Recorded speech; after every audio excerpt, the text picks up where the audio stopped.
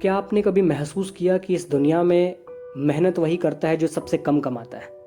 एक गरीब किसान, एक मजदूर, एक कारखाने का वर्कर सुबह से शाम तक पसीना बहाते हैं, लेकिन ऐशो आराम करता है वो जो सिर्फ कुर्सी पर बैठकर आदेश देता है।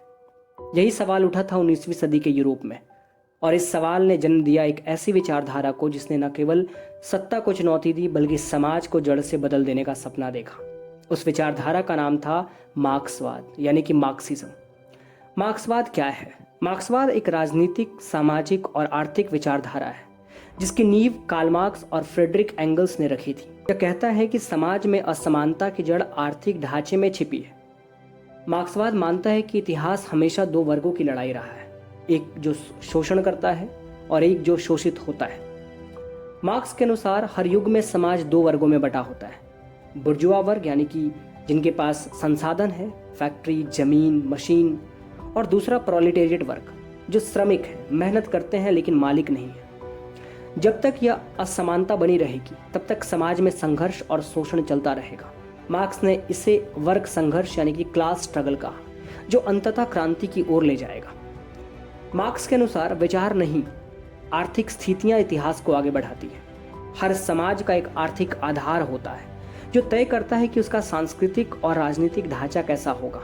जैसे अगर उत्पादन के साधनों पर कुछ लोगों का अधिकार है तो कानून, धर्म और शिक्षा सब उन्हीं के पक्ष में काम करेंगे। मार्क्स ने समझाया कि मजदूर जो मेहनत करता है वह अपने श्रम का पूरा मूल्य नहीं पाता, मालिक उसे कम भुगतान करता है और बचत में जो अंतर होता है वही उसका मुनाफा बनता है।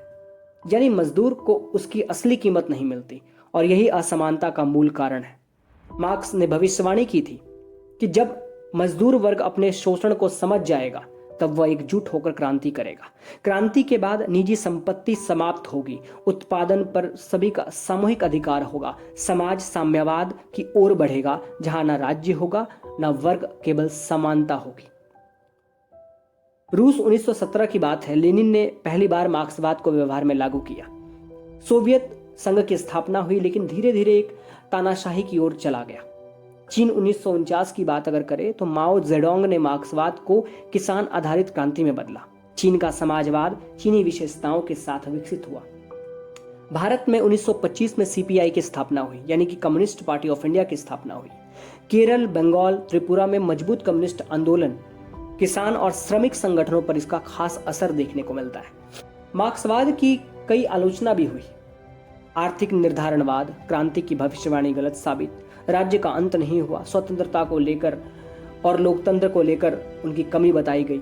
आज की दुनिया में मार्क्सवाद की प्रासंगिकता की अगर बात करें तो आज जब हम देखते हैं कुछ अरबपति कंपनियां दुनिया की पूरी संपत्ति पर कब्जा कर रही हैं, करोड़ों लोग बेरोजगारी, महंगाई और शिक्षा की कमी से जूझ रहे हैं, सोशल मीडिया और तकनीक भी अब पूंजी का खेल बन चुकी है, तो सवाल उठता है, क्या मार्क्स का सपना आज भी जिंदा है? हाँ, क्योंकि जब तक असमानता है, जब तक मेहनत कश को उसका हक नहीं मिल रहा है, तब तक मार्क्सवाद जिंदा रहेगा। विचारों में, आंदोलनों में, छात्रों की बहसों में। यूपीएससी में मार्क्सवाद पीएसआईआर पेपर 1 में राजनीतिक विचारधारा के तहत आता है। मुक्ति, न्याय, समानता और राज्य जैसे टॉपिक में इसका जिक्र जरूरी है। उत्तर लिखते समय विचार, आलोचना, भारत का संदर्भ जरूर जोड़े। कार्ल मार्क्स की यह बात आज भी गूंजती है, workers of the world unite, you have nothing to lose but your change. क्योंकि बदलाव वहीं से शुरू होता है जहां सोचने की आज़ादी होती है। अगर आपको ये वीडियो पसंद आया हो तो इसे जरूर लाइक करें, अपने दोस्तों के साथ शेयर करें और हमारे चैनल को सब्सक्राइब करना ना भूलें। नीचे कमेंट में बताइए आप अगला वीडियो किस विचारधारा या टॉपिक पर देखना चाहते हैं। पढ़ते रहिए, सोचते रहिए और समाज को समझने की इस यात्रा में जुड़े रहिए। धन्यवाद।